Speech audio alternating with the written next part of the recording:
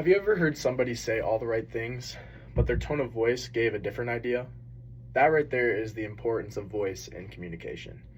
In this lesson, I'll be showing how voice or paralanguage plays a powerful role in how we communicate nonverbally as managers. The three main points that I'll be going over are what paralanguage is and why it matters, the key elements of voice, and how vocal traits affect managerial communication and perception of credibility. First, what is paralanguage?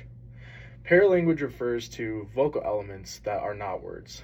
These could be things like your tone of voice, the pitch that you're using when you're talking, and the volume that you're using in your conversation. These three things, among many others, might impact how a message is received by the people that you are delivering it to. These signals often work below the surface.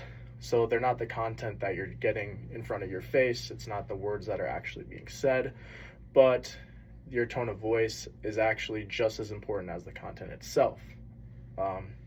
Your voice reveals things like emotion, the intent with what you're trying to say or what you're meaning behind your words. Also, it reveals confidence, even when our words don't. Next, the key elements of voice are made up by a number of things.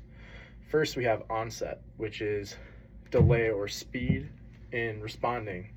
So a delay in response can hint at someone's nervousness or deception, which can take away confidence or trust in the speaker. Pitch, from a high or low voice tone, that can also reveal things about a speaker other than just the content of what they're saying. So ending statements in a high pitch with something like uptalk, that can make someone sound unsure even when they're not. Rate is another aspect. Speaking too fast may seem rushed and may seem like you're not confident or nervous in what you're saying, while slower pacing communication can reveal that somebody is confident or comfortable in the scenario where they're speaking in. If you think of a pastor at church, they tend to control the rate of how they're speaking very well. They use pauses, they use slow rates, they use these different impacting words that help you to really dive in and feel the message and think about the words that they are saying. Volume is also another important thing.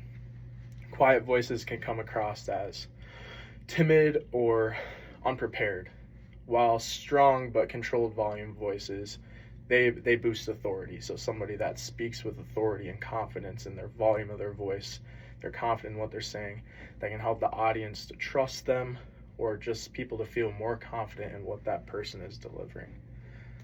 Tone is another aspect of voice. Tone expresses emotion. It can express things like excitement, frustration, or even sarcasm. You could say something sarcastically and mean a totally different thing, which I think is a good example of showing how important voice can really be. When someone says something sarcastically, you know that they're not being truthful with that statement.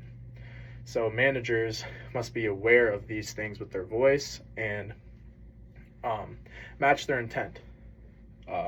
For example, in the textbook, it goes over the example of I never said he promoted her. So if you say each one of these words differently with different emphasis, and you emphasize different words in that sentence, I never said he promoted her. I never said he promoted her. I never said he promoted her. That's just an example of how your tone of voice can bring differences in what you're actually intending to say.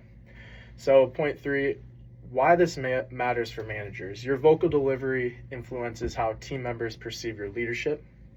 A confident and calm tone can reassure during conflict or stress, or in meetings or interviews.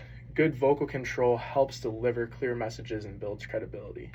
When you use these factors and you use these vocal varieties to help display that confidence, your team members will be more likely to actually listen and receive what you're saying. For example, one time when I had an internship at Donaldson, my manager did a really good job at taking control of situations.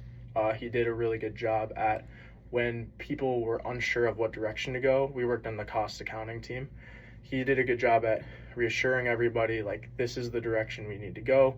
He used many of these vocal tones that when he was talking to you, he felt confident in what he was saying. It made you confident in what he was saying, and it gave you a sense of this like comfortability that you could accomplish the goal, and then you had a direction in mind.